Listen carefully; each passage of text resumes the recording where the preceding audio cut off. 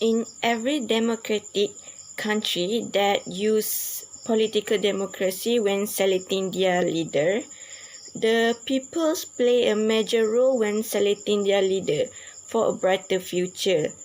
Some of the leaders may use a bad way during their campaign and some other will use an honest way in their campaign. It's entirely dependent on their decision to make. We as a leader should know how we make the decisions that can bring benefit to our people and to ourselves. We as a leader should know better than others what our ability is.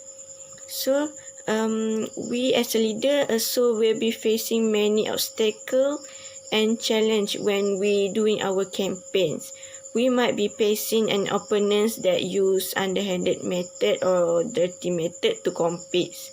As I was participating in an election for school board, I got to know and see with my own eyes my opponents use underhanded methods and dirty methods that to gain support in this campaign.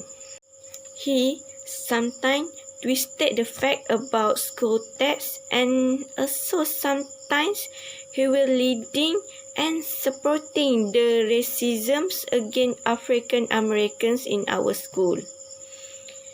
This is his bad behavior during his campaign. My advisor has advised me to issue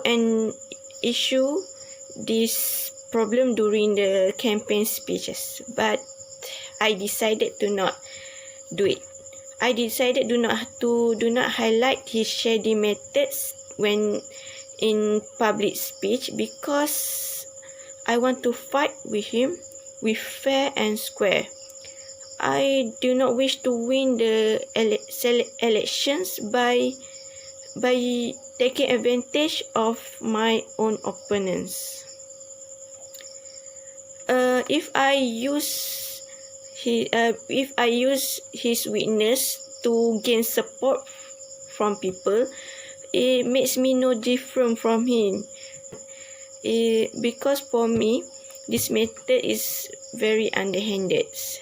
I rather choose the hard way but honest rather than choose easy but bad ways. There are some consequences that I may be facing when I'm making these decisions. For example, I will lose some supporters as some of them disagree with my decisions.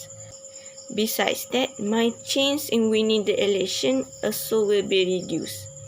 Nonetheless, I will stand firm with my decisions. Once I had read a book about ancient Chinese dynasty. The book tells about the history of each of the Chinese dynasty that mostly end up with demise because of their emperor. This dynasty has an emperor who ruling their kingdom with ironclad rule, where the emperor will oppressing its people by increasing their tax, their making lies with their people, always killing other peoples, and also always live in luxury and do not care his own people.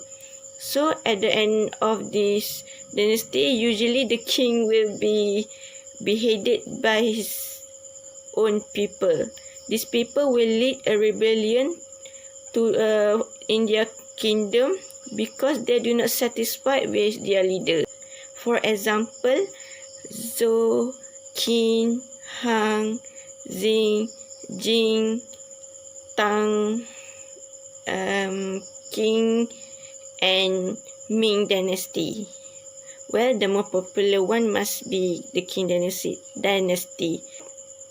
With my opponents, with fair and square, I did not dare to use or to take the opportunity from my opponent witness, because I believe that the bad method will result in a more bad consequences. Like karma, or in Islam we call kafara. Well, even if I do not win the elections, I'm proud with my campaigns because I have given my 100% of my efforts to my campaign in honest way, and I hope other leaders can learn and use honest method when they're campaigning for themselves. Thank you very much.